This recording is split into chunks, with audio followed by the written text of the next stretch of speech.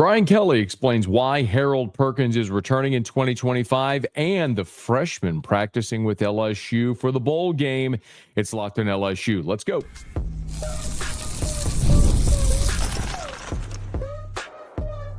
You are Locked on LSU, your daily podcast on the LSU Tigers.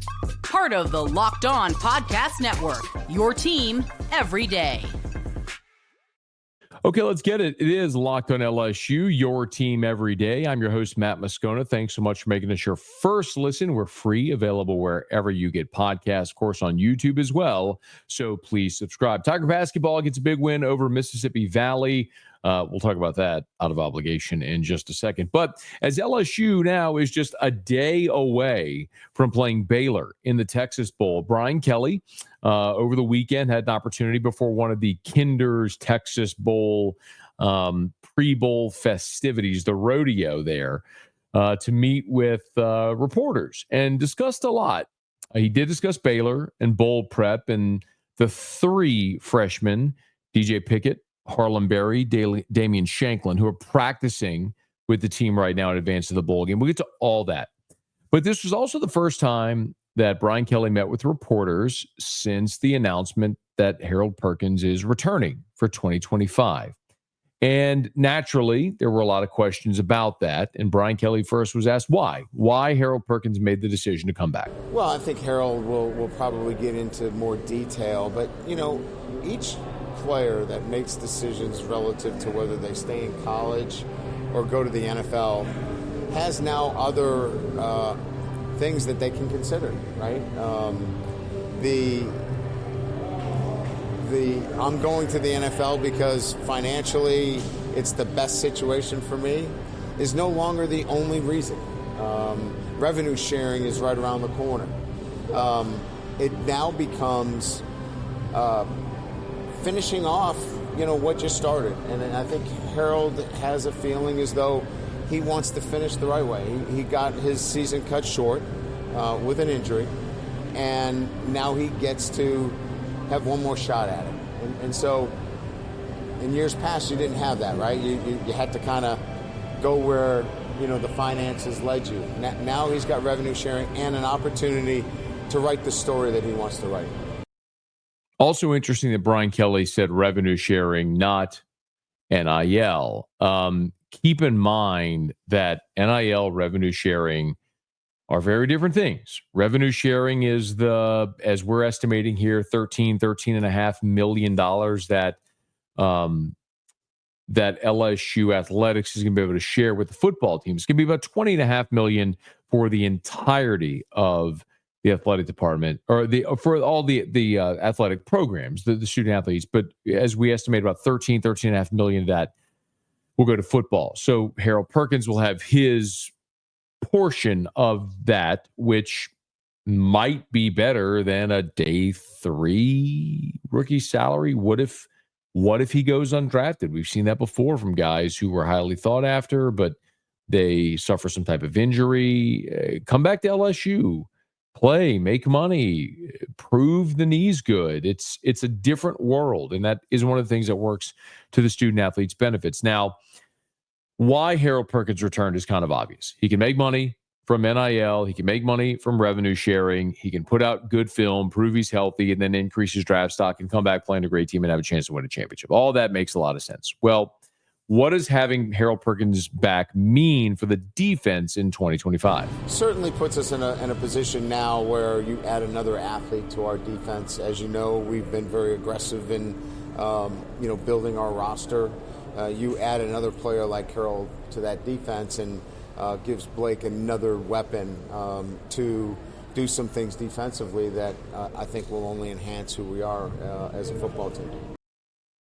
Now, the point I made, if you're an everydayer, thank you. You heard me mention this in the podcast whenever we talked about Harold coming back. And my contention is you are not a better defense without Harold Perkins. You are better with him. The onus is on the coaching staff, i.e. Blake Baker, to figure out how best to use him in the system that you have. Now, I think, when you look at Perkins as a guy that is athletic enough to come off the edge, first 2 seasons was a 70-plus tackle guy, athletic enough to turn and cover. We've talked about the interception at Missouri in 2023 was a game-changing play when LSU finally was able to get a stop. When you have a guy that athletic, he is a queen piece on the chessboard. You can move him all over the place because you got to use him properly. And the onus is on Blake Baker to figure that out. Now, there's one more about Harold Perkins that Brian Kelly was asked, and it was, what position is he going to play? Is he going to play off the ball? Is he going to play the star? And Brian Kelly was a bit evasive. I think that we're in the early stages of that discussion. Harold has a really good sense and feel for where he wants to be. I think we're in alignment with that. But I think we're going to kind of let that kind of play out after we finish off, the roster, and then I think it'll be a lot clearer as to where that fits, and it's going to enhance who he is as a player. You want to say specifically? No, not going to do that yet. Wouldn't say definitively where Harold Perkins is going to play. I will. I told you this in the episode when Harold Perkins made the announcement to come back. I'll tell you again. Part of this agreement is Harold Perkins is coming back to play the star position. He's not going to play off the ball. Remember, you've got Whit Weeks returning. You've got Devon Keys, who really emerged late in his freshman season. And West Weeks has another year of eligibility. You signed Charles Ross, the freshman out of the state of Texas, with a top 100 overall prospect in America. You've got Tylen Singleton. You have bodies there to play off the ball. You've tried this now, this exercise, each of the last 2 years, trying to play Harold Perkins off the ball, and he is not an off-the-ball linebacker. Again, last Saturday, it depends on when you're listening or watching this, but Perkins made the announcement that he was coming back on a Friday. The previous Saturday is when I was told he was coming back. The decision had been made, and that he was going to play the star position. So it's where he best fits. It's where he has to play. You went through that charade twice now, trying to make him an off-the-ball linebacker, and that's not his best spot. They're going to play him at star. Now, Brian Kelly said that we're in the early processes, stages of figuring that out. To a degree, that's true, because you could get into spring, you can get into fall, there could be injuries, a lot of things that can happen that could mandate a move, but the idea in 2025 is to play Harold Perkins at the star position, and that is going to be his best role. So Brian Kelly on the record for the first time about Harold Perkins returning. He also went on the record about LSU's opponent in the Texas Bowl, the Baylor Bears, and the 3 freshmen who are practicing with LSU in advance of this bowl game, the incoming freshmen, the 2025 freshmen who are practicing with LSU in advance of this bowl game. We'll talk about them next. Locked On LSU, your team every day. Today's episode is brought to you by Rocket Money. Did Rocket Money help you find any subscriptions that you forgot about or that you were paying for twice? That has happened to millions of people, literally millions. You have a few subscriptions you didn't realize you're paying for, and Rocket Money makes it so easy to track them all down. It's like having a personal assistant for your finances. Rocket Money is a personal finance app. It helps you find and cancel your unwanted subscriptions. It monitors your spending, helps you lower your bills so that way you can grow your savings. It brings everything together in one place, whether it's subscriptions, your spending habits, or the goals that you want to hit this year.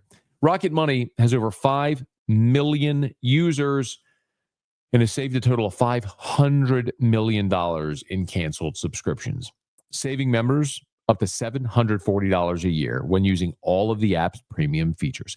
So cancel your unwanted subscriptions and reach your financial goals faster with Rocket Money.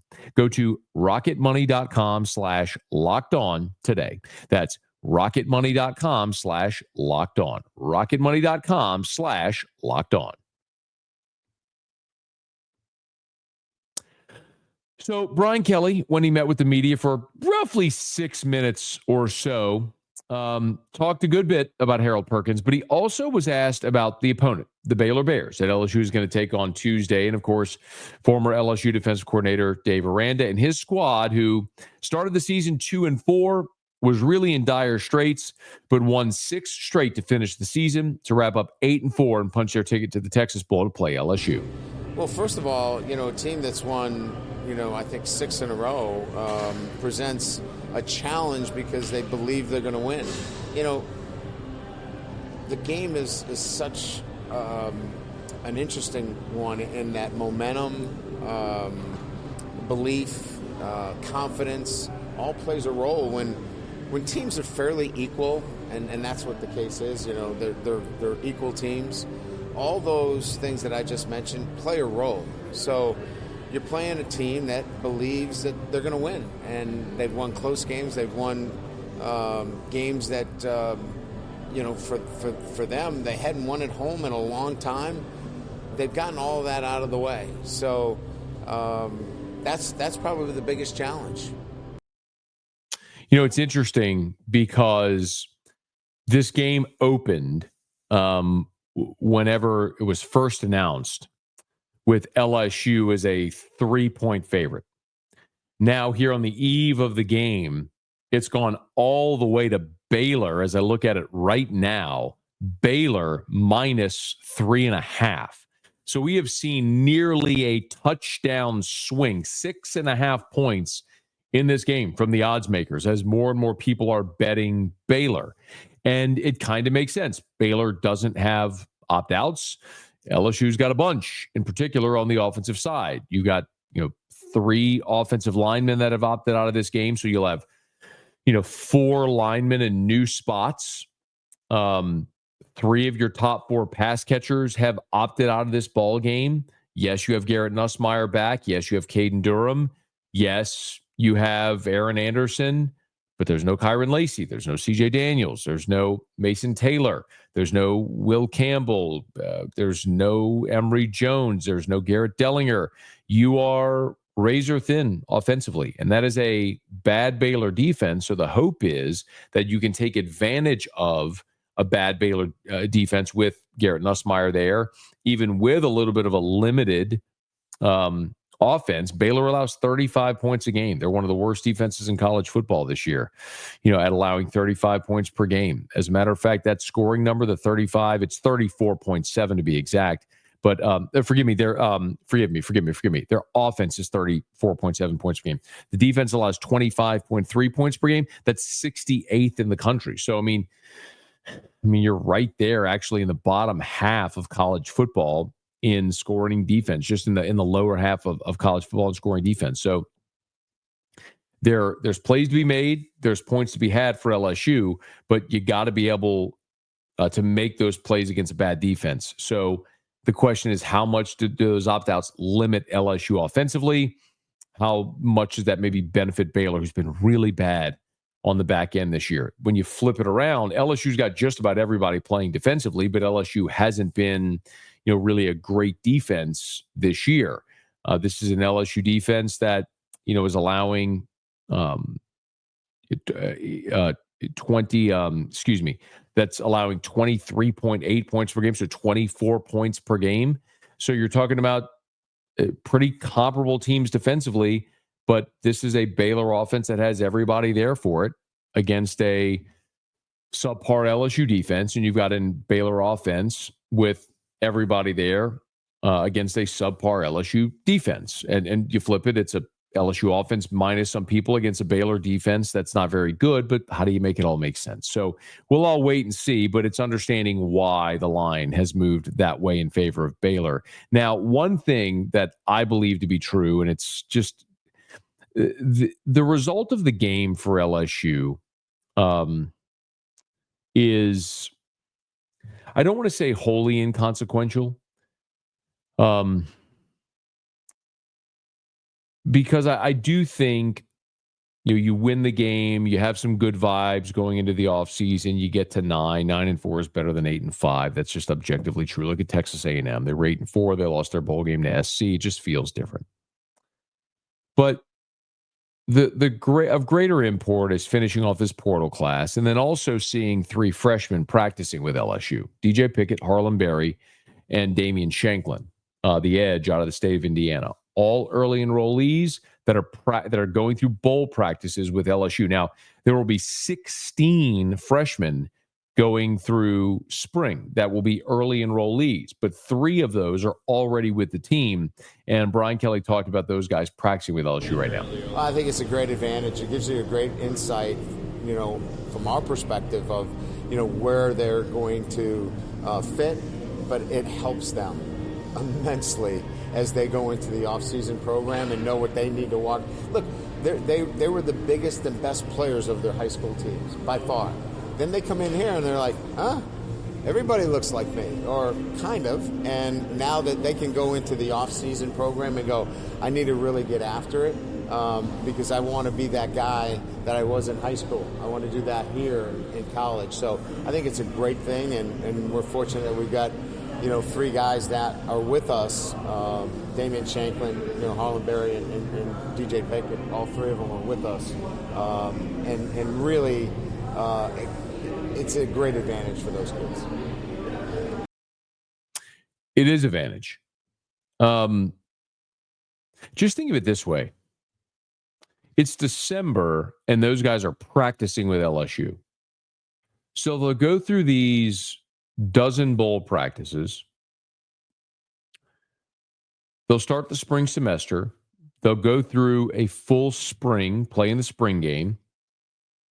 Then they'll work out and they'll go into fall camp and go through all of fall camp. And then they'll get into game week prep for Clemson. By the time they tee it up and kick it off against Clemson, those dudes will have been here for 9 months already. They will have gone through bowl practice, spring practice, fall camp, and then a game week. They will feel like veterans, like they've been here for a year, which they kind of have. It's the great advantage of these guys getting here early, and it gives them such a clearer path to the field earlier, because while they don't have game experience, they've already been in the program for a year. But by the time LSU goes to play Clemson up in South Carolina to open up the 2025 season. Now, of course, you have those young players, but you also have veterans playing. And Brian Kelly was asked a question about culture with as many veterans choosing to play as they have, and most of them on the defensive side. When you look at Braden Swinson and Savion Jones and Gio Paez and Zy Alexander, and you could look at all those guys that have chosen to play in this game and what that means for this team. Yeah, our locker room is really good. The morale is good. The guys that are here truly are invested in what we're doing. Look, we had 14 players that had an option to not play in this game. 9 of the 14 are playing in it. And I think that is in itself indicative of where our program is in terms of guys wanting to finish what they started. And then the rest of the players are, certainly, committed to continuing building on the end of the season and into 2025. And you can tell even tonight, the energy that Baylor brought here tonight, the energy that our team brought tonight, you can tell both these teams want to be here and are excited about playing the game. They want to win. I know bowl games, to you and me and to many, are glorified exhibitions, but for the guys that are there, they want to win the game. And they want to put out good film, and they want to run it back with their teammates one more time. And if they want to do that, I salute them. So here's hoping it goes well for LSU on Tuesday with a host of veterans, some young guys looking on as well. All right, we'll knock out our final break here on Locked on LSU. Quick thumbnail on the basketball Tigers with one of the most lopsided wins in program history. That's next, Locked on LSU, your team every day.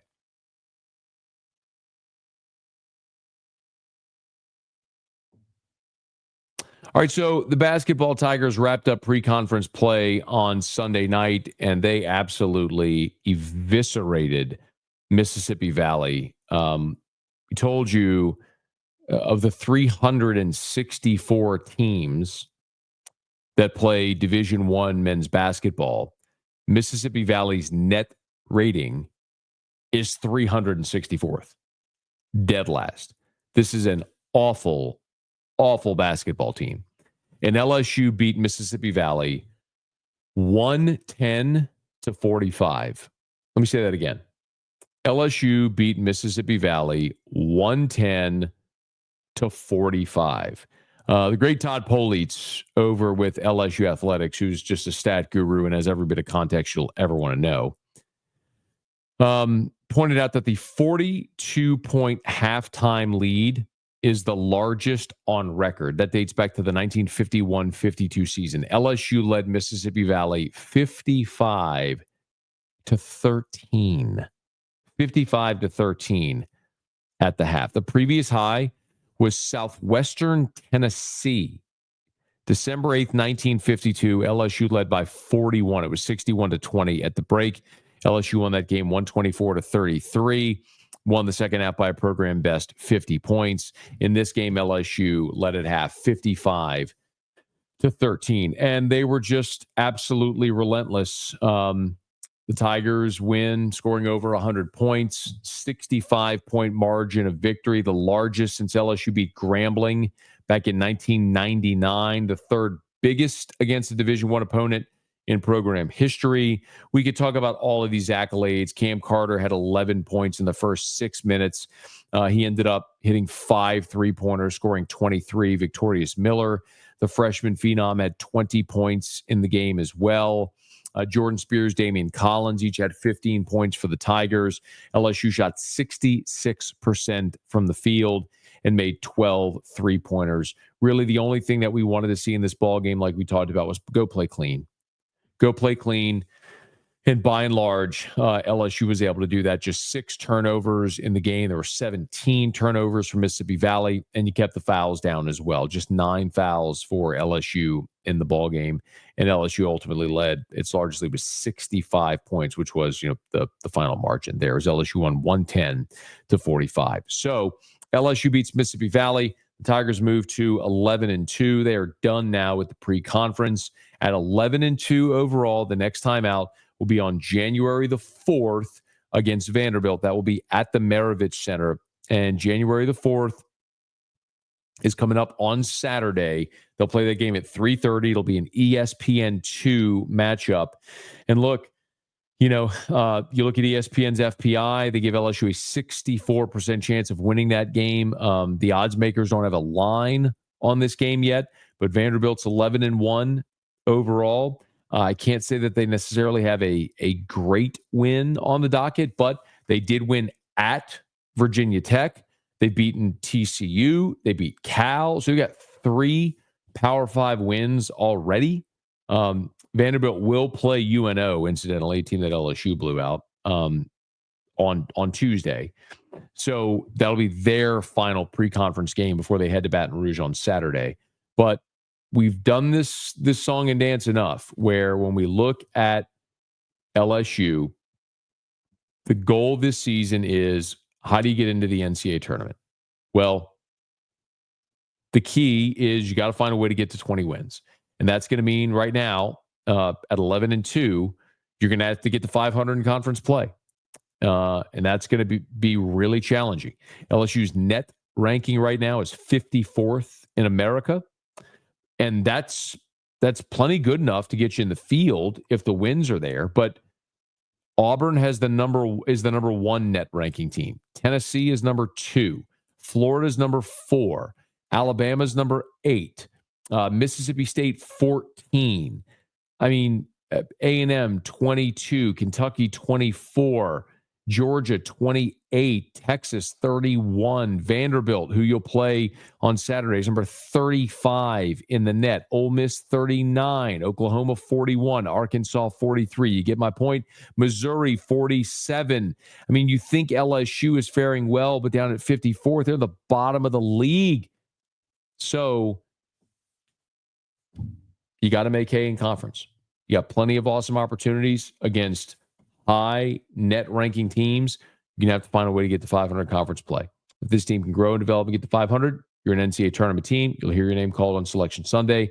It'll be a lot of fun. That's going to be a heavy lift in this league, which might be the deepest we've ever seen, the SEC.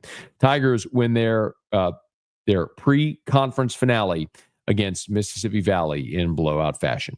Okay, y'all. That's going to do it for us here on Locked On LSU, your team every day. Our next episode will be our game preview and prediction for LSU and Baylor. So we'll look forward to that. We'll look forward to seeing you back here. Hey, thanks so much for making us your first listen every day. We're free, available wherever you get podcasts. So please subscribe on your favorite podcast app. If you're on YouTube, please smash that like button, subscribe to the channel, hit the bell so you're notified whenever we post a new video, and let a friend know if they love the Tigers.